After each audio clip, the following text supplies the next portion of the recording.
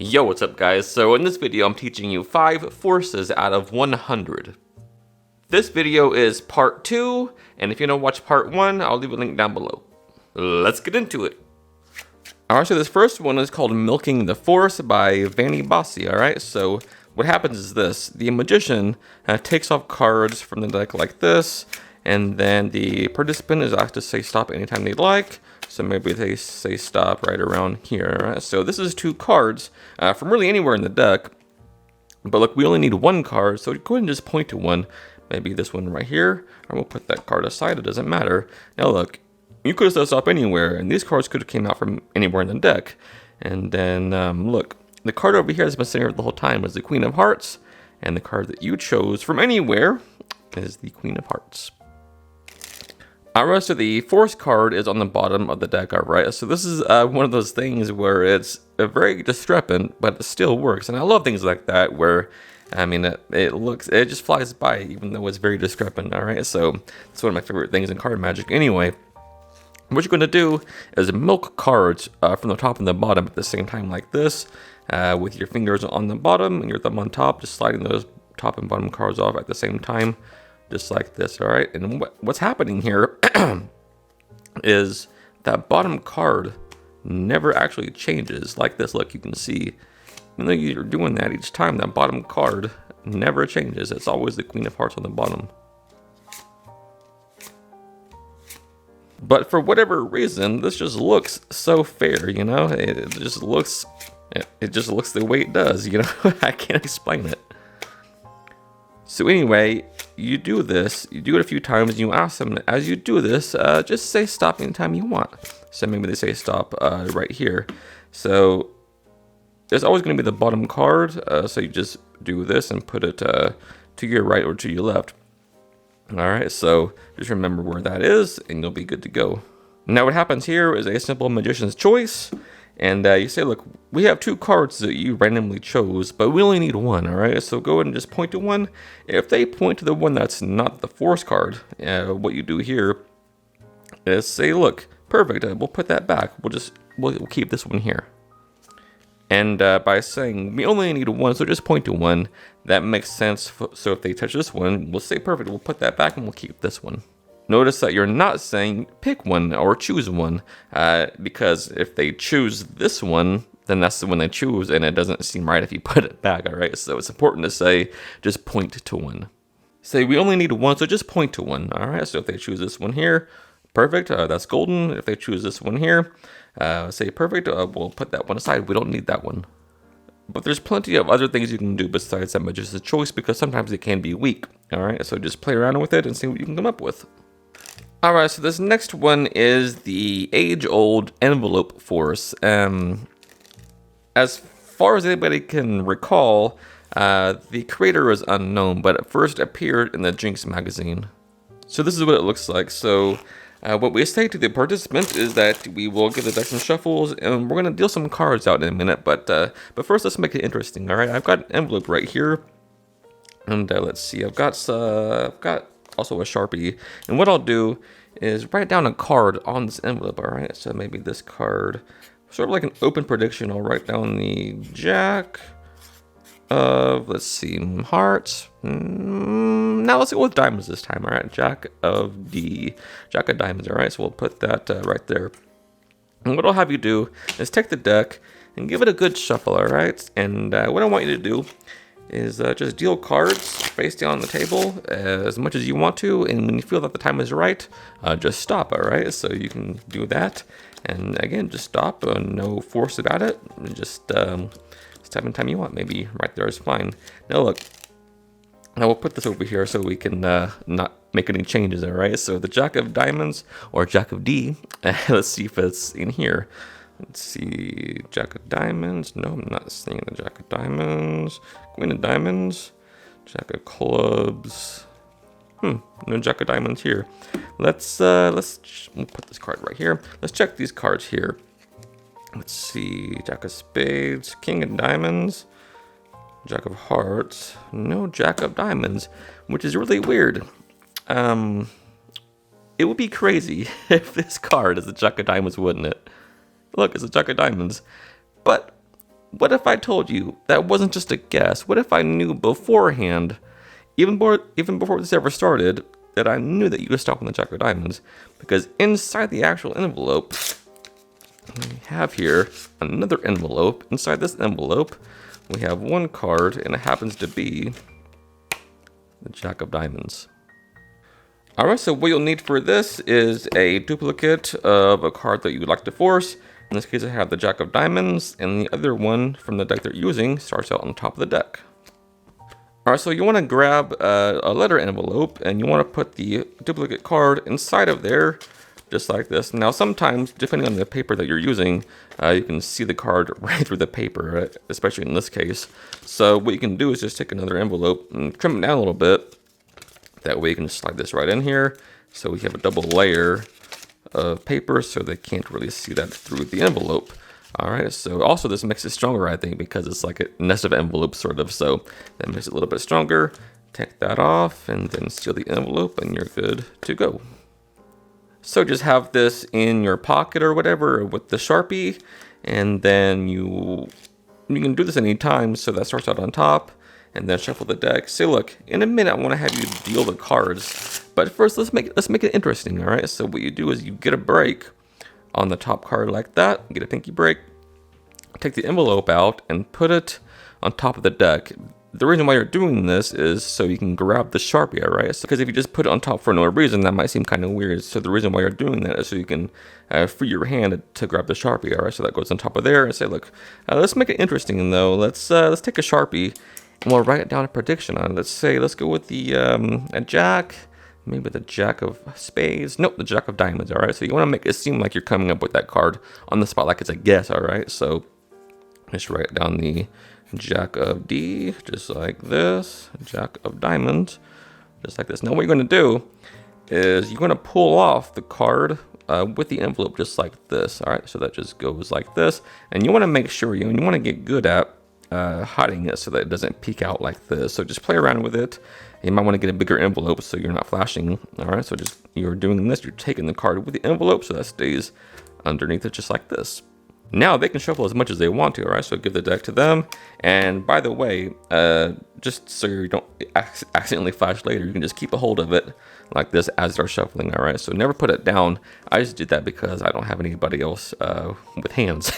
All right, so you're holding this the whole time. They're shuffling, and you ask them to deal the cards face down into a pile, just like this. All right, so you have them just stop anytime they want to. Say whenever you feel the time is right, just stop anytime you want. All right, so they stop maybe right there, and then what you do is just put this envelope on top of that pile, just nonchalantly, just don't make a deal about it. Just put it on top there like this, and then you go through the action of saying, like the Jack of Diamonds. You could have said stop anywhere. Let's see if it's anywhere in here. And you do this as time misdirection, all right? So you don't want to go right into it because that might seem kind of obvious. Because if you just did this, let's see what we have here. Let's see the Jack of Diamonds. That would be kind of obvious, all right? So you want to sort of delay it a little bit, all right? So you put that there just casually. Say, look, let's see if the Jack of Diamonds is anywhere in these cards. Let's see. Jack of Spades, blah, blah, blah. And no Jack of Diamonds. So you just remove this, and we'll put that there, and just do it casually. Don't make a big deal about it, all right? So you pick up these cards. Just look for the Jack of Diamonds here, the Jack of Hearts. No Jack of Diamonds in here. Wouldn't it be crazy if you actually stopped on the Jack of Diamonds? All right, so you remove this, turn it over, and it is the Jack of Diamonds. But what if I knew beforehand, even before all of this started, that I knew for sure that you would pick the Jack of Diamonds? All right, so we do here, you just rip that open, take this out, and take this all out, and pull this card out face down, and show them that is indeed the Jack of Diamonds, proving that you are indeed a psychic wizard. All right, so this next one is called An Easy Force by Jean Hugard from More Card Manipulations, Volume 3. It really is an easy force. I mean, it's self-working, all right? So what we're going to do is have the participant just name any small number between, say, 1 and 10, all right? So let's say they name 6, all right? So what we're going to have them do is just deal 6 cards out like this, face down on the table, and we'll see what the 6th card is, all right? They're named a number, all right? So we'll go 1, 2, 3, 4, 5, and 6. But they could have named 2, 3, 7, anything, all right? So what we have here is the 8 of spades, and this card has been sitting there the whole time. What if I knew that you'd choose the number 6? That's why I put the 8 of spades right next to it. So this is sort of reminiscent of that old Larry Jennings cutting trick, and I like it a lot. So what happens is the force card starts out 10th from top, all right? So you go 1, 2, 3, 4, 5, 6, 7, 8, 9, and the force card goes 10 from top. So what you do is you have them name any number between 1 and 10, and whatever number they name, you just subtract that from 10, all right? So if they name 8, your total would be 2, so 2 would be your demonstration. Alright, so if they name 8, you use it as a demonstration. Like I said, you say, look, what I want you to do is deal cards like this face down on the table, as if you're just demonstrating what you want them to do, alright? So that's 2 cards down, and you put the deck on top of it. Which brings the force card to number 8, alright? So let's say they name 3. You know that you have to deal 7 cards down, alright? So what I like you to do is just deal cards like this face down on the table until you get to 3. And just, you don't want to make a big deal about it, all right? You don't want to be all dramatic about it. Say, look, I want you to deal cards like this, just like that, until you get to your number. You just want to be natural and casual as much as possible, all right? So let's say they name 5. You know automatically that it's 5. So just say, look, I want you to deal 5 cards down just like this, and then we'll see what the 5th card is, all right? So go ahead and do that. And what you're doing here doesn't mean anything, all right? So it doesn't mean anything, so don't give it meaning with your actions and your words, all right? So that's why you want to act real casual and carefree about it, like you're just showing them what you want them to do, which in the long run is better because, you know, they might do something weird with the cards. And by doing that in the first place, you're reinforcing and giving them a sense of ease because now they know what to do. All right, so this next one is called Another Dribble by Ed Marlo out of Expert Card Conjuring, all right? So this is what it looks like. The magician dribbles cards on the table like this until the participant says stop. And as soon as they stop, that really could have been anywhere, but as soon as they stop, that's about maybe half the deck, maybe 26 cards or so. But what if I knew that you would stop exactly right there? Because right here I have the 5 of diamonds, and wouldn't you know it, the card that you stopped at is the 5 of diamonds. So I love this force, and it's probably the easiest dribble force I've ever came across, alright? So what happens is the force card is on top of the deck, and guess what? You don't have to keep any breaks. So what happens is this. What you're going to do is dribble the cards on the table like this, and the first time you do it, you say, as I drop cards like this, just say stop anytime. Now what you're going to do is, as soon as they say stop, you immediately dribble the rest of these cards into your hand like this, and you say, look, you could have said stop anywhere, but what you're going to do is hold back 1 card, that top card. And it doesn't matter if it's 2 or 3 cards, just as long as you keep back 2, 3 at the most, all right? It's just like this. You dribble, that could have been anywhere, and then you want to keep your hand sort of tilted in toward yourself like this. That way they can't see this, all right? So from this angle, they can't see anything, all right? So you just dribble the cards like this into your hand. That could have been anywhere, but you stopped on 1 card, and then what you can do is just add this onto this packet as you sort of spread them. Say, look, but you stop maybe around 26, 27 cards or so, and then that just gets added on and coalesces very naturally on top of this packet as you spread them like this, all right? So it's like this, the card is in your hand, and you just go through and do this, just like that. But, I mean, it's so natural and so fluid, nobody ever sees it, all right? So that could have been anywhere, but you stopped on 1 card, the 5 of diamonds. All right, so this next one is called the Push-Up Force by J.K. Hartman from his book Means and Ends. All right, so this is what it looks like. You riffle your thumb down until they say stop like this, like a riffle force.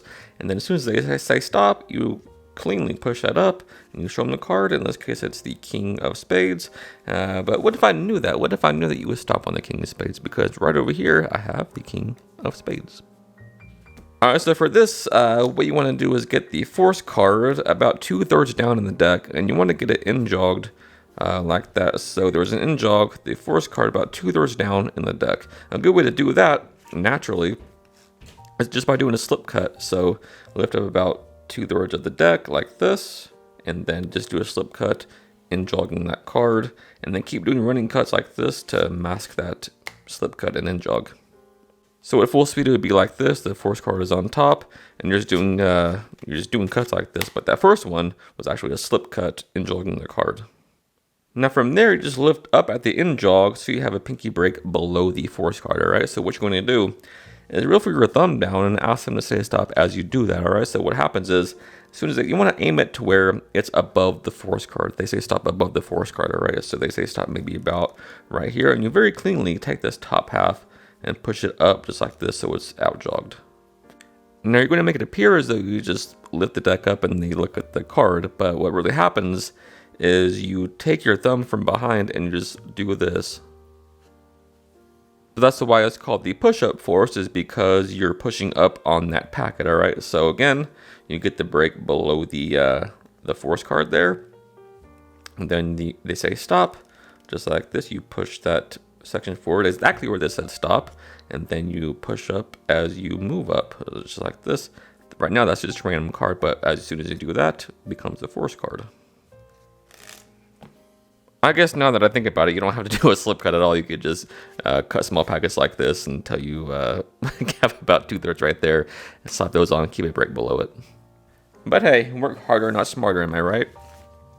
Alright guys, so as always, I really appreciate you taking the time out of your day to watch this video. It means the world to me, and I love reading all of your nice comments. Every time you like the video, every time you hit subscribe, it helps out the channel and helps me out more than you might think. So until next time, happy practicing. I love you guys.